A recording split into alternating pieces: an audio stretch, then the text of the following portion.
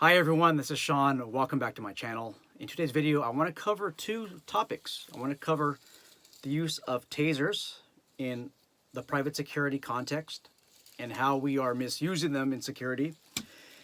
And then I want to talk about a channel update. I want to talk about the petition that's been circulating out there. Actually, let's discuss that real quick. If you don't know already, I have created a petition and we are opposing Assembly Bill 1244. This is a California specific law. I encourage everyone in every state to please support us in opposing Assembly Bill 1244. I will leave a link in the description box to our petition, and then in the comment section, I'll also leave a link. It takes like 10 seconds, guys. All you have to do is enter your first name, your last name, and your email address.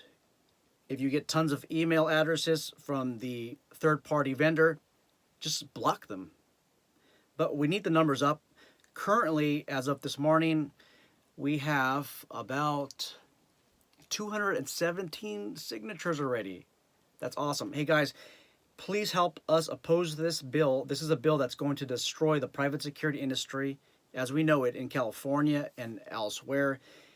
If you are a person that supports the security industry and you want to see us growing further up here, please sign the petition and send it. Forward it to as many people as possible, your friends, your family, your co-workers. Matter of fact, when you get to work or wherever it is, pull out your phone and just say, hey, do you mind signing Assembly Bill, the opposition to Assembly Bill 1244 real quick? It takes like 10 seconds. Here, I'll send you a link. And then if you could do me a favor and send this to some other people or as many people as you can, we would greatly appreciate it. Okay, guys, let's talk about the main topic of today. We're going to be talking about tasers in the private security context. I have been getting quite a lot of complaints about security officers using tasers in the wrong way. I constantly see videos of security officers pointing their taser at people in a rude and threatening manner in such a way where they shouldn't be doing that. I've heard of security officers tasering fleeing people in the back. This use is out of control, and it's going to lead, especially in California, guys, if we continue to misuse tasers, we're not going to be able to use them or carry them on duty. They're going to require some type of license because it's getting out of hand, especially in California. So let's talk about the device that I have. I have the X26C. This is a civilian version of a taser. I have a couple of deployed cartridges, and I have some exposed probes. As you can see here, both cartridges obviously have been fired, but we have this sharp probe here. I have been using tasers since 2006. I think my first taser that was issued to me was in 2006. I have made a lot of mistakes with tasers. I have been accidentally, tased through horseplay from other officers that were screwing around in the briefing room who have tased me, and I received the 50,000 volts of electricity. I've been tased during training. I've tased other people in the field who were violent and aggressive. So I have a significant amount of experience with this weapon system. I am not a taser instructor anymore. About 10 years ago, I was a civilian taser instructor. Maybe I'll certify as a law enforcement instructor. I'm not too sure yet. I might do that pretty soon. Hey guys, let's talk about this device, okay? You guys need to stop tasering people in the back. As security officers, even law enforcement officers make this same mistake. If somebody is running away from you, it is most likely than not that they're not a threat to you anymore. Now, if they're running towards somebody and they have displayed that intent that they're going to attack somebody else and they're running towards them, I could see considering deploying the taser. However, if you deploy a taser on somebody who's running towards somebody, that somebody who you're trying to protect might actually get hit, okay, with the taser. So stop shooting people in the back. Stop shooting people who are walking away from you when they have when they don't even have a weapon with them, guys. Okay, If they threaten to kick your ass and they're walking away, stop tasering them in the back. You're making us all look bad in private security. I also want you to observe the safety rules of using a taser are very similar, if not almost exactly the same, as a firearm. Okay, we're not going to point this taser at anybody that we don't intend on deploying this device on. We're going to keep our finger off the trigger, okay, until our sights are aligned. That could be your sights over here, the plastic sights, or the red laser. We're not going to do that. Okay, we're going to be sure on what our target is, what is the threat, and what is beyond the threat. Because I'll tell you this, if one of your taser probes misses the subject and hits somebody in the eye or the face, this can cause irreversible damage. Okay, the same safety considerations need to be observed.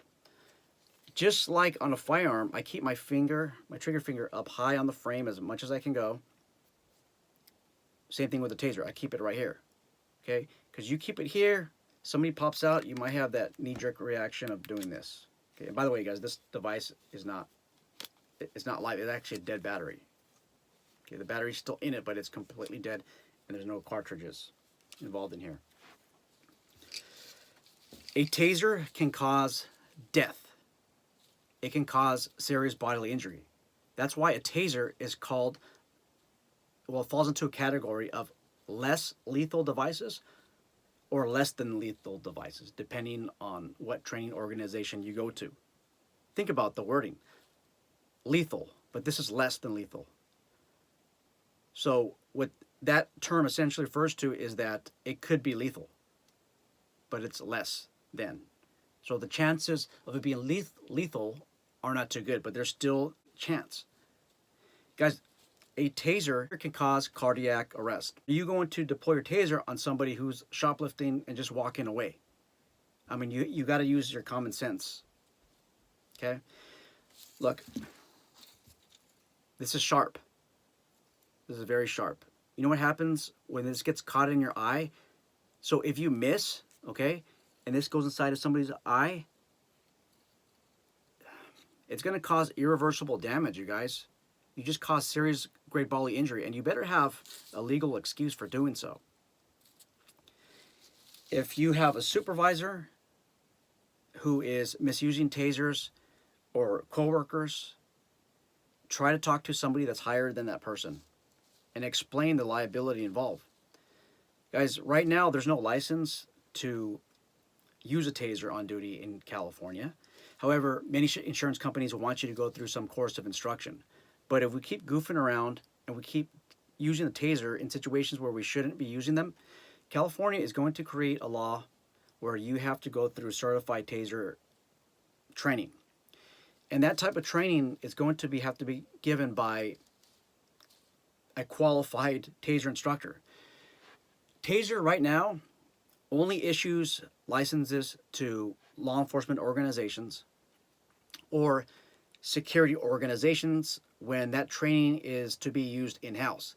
So you work hospital security or campus safety in-house, you can have one of your instructors be sent to the Taser Academy and be able to certify employees within that organization. But Taser currently does not offer any licenses for you as an instructor or any instructor to certify students that are not within the organization. So you work contract security. If you go to a certified Taser instructor to get your Taser certificate, that certificate could potentially be challenged. What would happen in a lawsuit is that Taser would not back up the instructor. Taser would not back up the student. The instructor or the instructor's organization would have to defend themselves or defend the student. That's what it would amount to. And that Taser instructor would undergo basically the process of voir dire. They would have to outlaw their qualifications and explain why they are an expert. Okay, a lot of instructors can't do that. I can't do that right now. First off, because I'm not even a Taser instructor. I'm not licensed by them to teach students in the use of Taser. Maybe in the future I will, but not now. Those instructors come a dime a dozen, and they're gonna be charging you a lot. So those instructors generally offer courses called the ECD course, or electronic control device course. Okay, those of you out there who are thinking, well, I'm a Taser instructor and I could certify students. I'm a security Taser instructor, and I could certify security officer students. Well, if you look at your agreement, okay, it's going to say in there that you can't qualify outside students. So once again, Taser will not back you up. Taser will not back the student up, and you're going to have to go to court and testify testify as to your experience and training. And again, that can be very difficult to do if all you did was a 2-hour or 4-hour online course that Taser offered or another vendor offered. You don't have to pull them out on every occasion. Okay, this is a device that's used to control people who are generally violent towards you. Before, when the Tasers came out, we were able to tase somebody who was running away in the back. When I say we, I mean law enforcement. I think it was generally acceptable in security, but those times have changed. Okay, this is a tool, a defensive tool now. If somebody is threatening harm to you, use a Taser. Also, I see a lot of Tasers being deployed in law enforcement body camera videos and security body camera videos on people who have a knife. You shouldn't go Taser to a knife fight.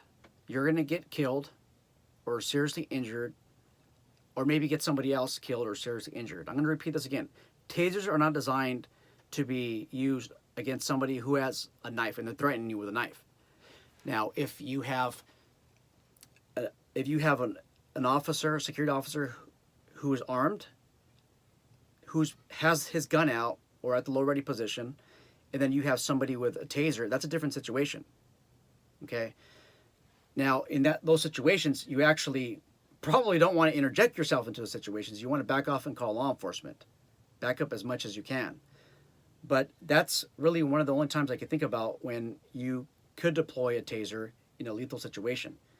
I see police officers, security officers draw Tasers on armed people who have a gun. Guys, this is not a gun. This is a Taser. It fails a lot of times. Some organizations will say 50% of the time Tasers fail, some 70%. Tasers, I think their stance is somewhere in the 90%. Well, how about the 10%? Do you want to take that 10% chance? This is not a lethal weapon, guys. You don't, by the way, you also don't clear buildings, offices. You don't clear them with a Taser. What are you going to do when somebody pops out of the corner with a gun or a knife and you have a Taser? Well, now you're going to have to drop the Taser, put it away, and then draw your weapon.